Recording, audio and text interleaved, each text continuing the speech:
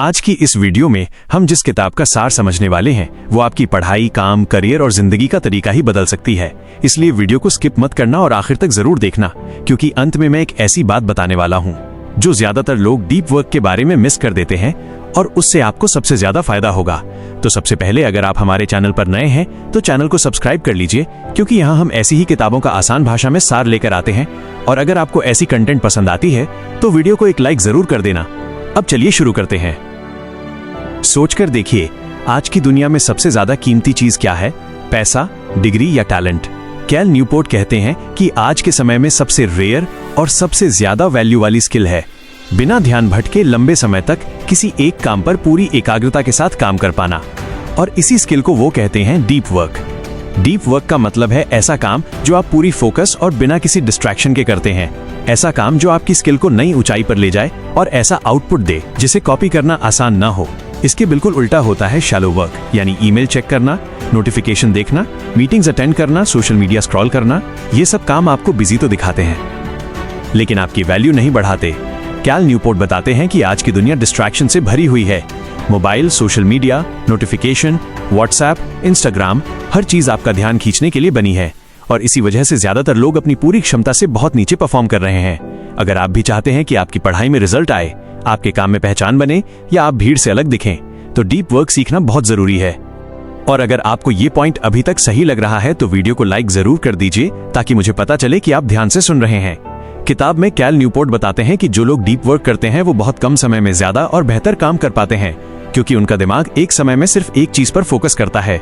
लेकिन जो लोग मल्टीटास्किंग करते हैं वो असल में हर काम को आधा अधूरा करते हैं। और साइंस भी यही कहती है कि मल्टीटास्किंग एक इल्यूजन है। असल में हमारा दिमाग बार बार कॉन्टेक्स्ट स्विच करता है, जिससे एनर्जी और फोकस दोनों वेस्ट होते हैं। किताब में एक बहुत जरूरी कॉन्सेप्ट बताया गया है, अटेंशन रेजिड्यू, जिसका मतलब है कि जब आप एक काम छोड़कर दूसरा काम करते हैं तो पहले काम का थोड़ा हिस्सा आपके दिमाग में अटका रह जाता है और इस वजह से आप नए काम में 100% फोकस नहीं दे पाते। इसलिए अगर आप सच में प्रोडक्टिव बनना चाहते हैं तो आपको डिस्ट्रैक्शन से दूर रहकर एक समय में सिर्फ एक काम करना सीखना होगा।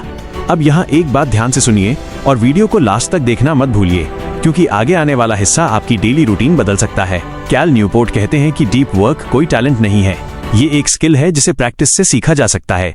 लेकिन इसके लिए सबसे पहले आपको ये एक्सेप्ट करना होगा कि हर नोटिफिकेशन जरूरी नहीं है और हर मैसेज का तुरंत रिप्लाई देना आपकी जिम्मेदारी नहीं है। किताब में डीप वर्क करने के 4 तरीके बताए गए हैं। पहला, मोनास्टिक फिलॉसफी, जिसमें इंसान खुद को पूरी तरह डिस्ट्रैक्शन से अलग कर लेता है। दूसरा, बिमोडल फिलॉसफी, जिसमें इंसान कुछ दिन या कुछ घंटे पूरी तरह डीप वर्क करता है और बाकी समय शैलो काम करता है। तीसरा, रिथमिक फिलॉसफी, जिसमें रोज एक फिक्स्ड समय पर डीप वर्क किया जाता है। और चौथा, जर्नलिस्टिक फिलॉसफी, जिसमें जब भी समय मिले डीप वर्क शुरू कर दिया जाता है। ज्यादातर लोगों के लिए रिथमिक तरीका सबसे आसान और इफेक्टिव होता है, यानी रोज एक तय समय जैसे सुबह 5 से 7 बजे सिर्फ डीप वर्क के लिए रिजर्व करना। अगर आपको ये प्रैक्टिकल लगता है तो कमेंट में डीप वर्क लिख दीजिए और चैनल को सब्सक्राइब करना मत भूलिए। किताब ये भी बताती है कि सिर्फ डीप वर्क करना ही काफी नहीं, बल्कि आपको शैलो वर्क को कॉन्शियसली कम करना होगा। इसके लिए कैल न्यूपोर्ट कहते हैं कि अपने दिन के हर काम को पूछिए, क्या ये काम मुझे लॉन्ग टर्म में आगे ले जाएगा या बस मुझे बिजी दिखा रहा है? अगर जवाब दूसरा है तो उस काम को सीमित कर दीजिए। एक बहुत पावरफुल रूल है, क्विट सोशल मीडिया। इसका मतलब ये नहीं कि सोशल मीडिया हमेशा के लिए छोड़ दो, बल्कि ये समझो कि कौन सा प्लेटफॉर्म आपको वैल्यू दे रहा है और कौन सिर्फ आपका समय खा रहा है। अगर इंस्टाग्राम या फेसबुक से आपकी जिंदगी में कोई क्लियर फायदा नहीं है तो उसे हटाना एक स्मार्ट डिसीजन है, कमजोरी नहीं। अब जरा इस पॉइंट पर ध्यान दीजिए और वीडियो को स्किप मत कीजिए, क्योंकि यही वो जगह है जहां ज्यादातर लोग हार मान लेते हैं। कैल न्यूपोर्ट कहते हैं कि बोर्डम को टॉलरेट करना सीखो। हर खाली समय में मोबाइल निकालना बंद करो, क्योंकि डीप वर्क करने के लिए दिमाग को बोर्डम झेलने की ट्रेनिंग चाहिए। जब आप हर समय स्टिमुलेशन लेते रहते हो तो दिमाग फोकस करना भूल जाता है। इसलिए अगली बार जब आप लाइन में खड़े हो, बस में हो या खाली बैठे हो, मोबाइल निकालने के बजाय अपने थॉट्स के साथ बैठिए। यही डीप वर्क की प्रैक्टिस है। किताब का एक और जरूरी लेसन है कि काम खत्म होने के बाद काम को दिमाग से निकाल देना सीखो, यानी वर्क शटडाउन रिचुअल बनाओ। दिन के अंत में अपने अगले दिन का प्लान लिखो और फिर दिमाग को आराम दो, क्योंकि एक रेस्टेड माइंड ही अगले दिन डीप काम कर सकता है। अगर आप यहाँ तक वीडियो देख रहे हैं तो दिल से थैंक यू। और अब एक बार फिर से रिक्वेस्ट है कि वीडियो को लाइक कर दीजिए और चैनल को सब्सक्राइब कर लीजिए, क्योंकि आखिर में जो बात मैं बताने वाला हूँ वो इस पूरी किताब का सबसे अंडररेटेड सच है। अब वो सबसे इंपॉर्टेंट बात सुनिए। डीप वर्क सिर्फ काम ज्यादा करने के लिए नहीं है, बल्कि मीनिंगफुल लाइफ बनाने के लिए है। जब आप पूरे फोकस के साथ किसी काम में डूब जाते हो तो वही काम आपको सेटिस्फैक्शन देता है, वही आपको पर्पस देता है और वही आपको भीड़ से अलग करता है। और यही वजह है कि फ्यूचर में वही लोग सक्सेसफुल होंगे जो डिस्ट्रैक्शंस को कंट्रोल करना जानते हैं, क्योंकि स्किल सीखना आसान है लेकिन फोकस सीखना मुश्किल होता जा रहा है। इसलिए अगर आप चाहते हैं कि आने वाले समय में आपकी वैल्यू बढ़े, लोग आपके काम को रिस्पेक्ट करें और आप खुद पर प्राउड फील करें, तो आज से डीप वर्क को अपनी आदत बना लीजिए।